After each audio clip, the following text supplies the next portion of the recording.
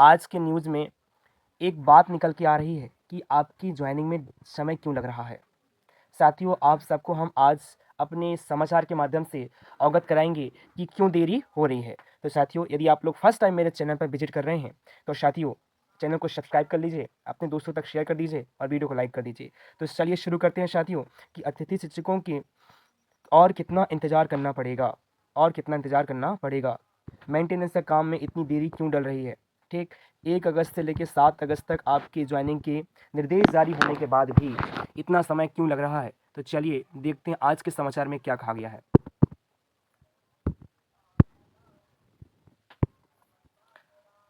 साथियों, आप लोग यहाँ पर देख सकते हैं, अतिथि शिक्षकों की उम्मीद पर फिरा पानी, पोर्टल मेंटेनेंस में डाला गया।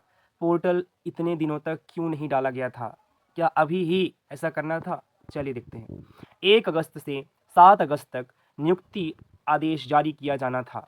आप सबको पता है 1 अगस्त से लेके 7 अगस्त तक नियुक्ति आदेश जारी किए जाने थे, परंतु अभी भी पोर्टल बैठा हुआ है। स्कूल शिक्षा विभाग में नियुक्ति आदेश का इंतजार कर रहे अतिथि शिक्षकों का इंतजार और लंबा खिंच गया है। लोक शिक्षण ने जो आदेश जारी किया था उसके हिसाब से कुछ नहीं हुआ। जब नियुक्ति आदेश जारी किया जाना था उस दौरान पोर्टल ही मेंटेनेंस में डाल दिया गया। अब 5 अगस्त के बाद ही अतिथि शिक्षकों को नियुक्ति पत्र मिल पाएगा। अब 5 अगस्त के बाद ही आपकी प्रक्रिया शुरू होगी। ज्ञात हो कि लोक शिक्षण संचालनालय के आदेश अनुसार काउंसलिंग के बाद जो भी पद रिक्त गए हैं, ध्यान दीजिएगा, काउंसलिंग की प्रक्रिया शुरू हो चुकी है। किसकी? उच्च माध्यमिक शिक्षकों की। अभी बताऊंगा मैं क्या कारण है, क्यों देरी हो रही है। ठीक है ना। तो जो पद रिक्त होंगे ना, उन्हीं पर ही जीएफएमएस पोर्टल पर क्या कराया जाएगा, अतिथि शिक्षकों का आमंत्रण किया जाएगा। 30 जुलाई तक प्रदर्शित किया जाना था। इसके बाद 1 अगस्त से 7 अगस्त तक अतिथि शिक्षकों को जीएफएमएस पोर्टल पर खुद की लॉगिन आईडी से लॉगिन करना था, परंतु अभी तक नहीं हो पाया। अब देरी क्यों हो रही है, मेन पॉइंट यहाँ देखिए आप लोग मेरे साथ। देरी इसलिए हो रही है साथियों क्योंकि ज्ञात हो कि स्कूल शिक्षा विभाग प्राथमिक, माध्यमिक, उच्च माध्यमिक, हाई स्कूल प्राचार्यों के उच्च पद प्रभार, एक तो उच्च पद प्रभार पर पदोन्नति देने काउंसलिंग का आयोजन किया गया था। 15 जुलाई से काउंसलिंग की कार्रवाई शुरू की गई। 29 जुलाई तक काउंसलिंग का दौर चला, 15 से लेकर 29 तक।